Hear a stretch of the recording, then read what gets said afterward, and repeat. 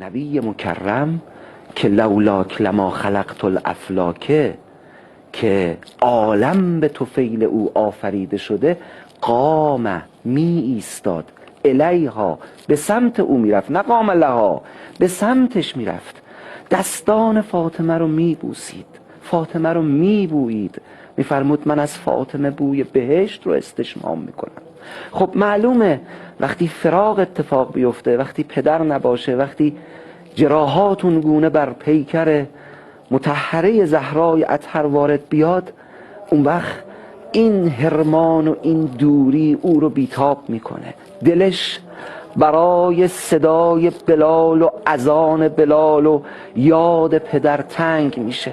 از امیرالمومنین میخواد نمیشه بلال یه بار دیگه بر مأذنه بره و به یاد روزهای حیات پدرم رسول خدا برامون اذان بگه؟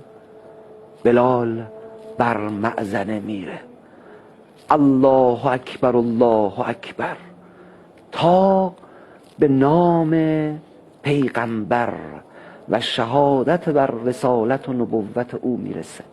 اشهد ان محمدن رسول الله. بلال دست نگه دار، فاطمه از حال رفت، قش کرد، دیگه بس از آن نگو. چقدر تلخ.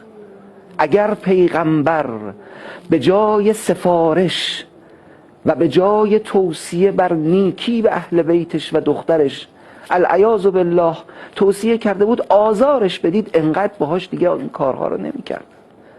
و این گونه است آنچه که بر زهرای اطهر گذشته.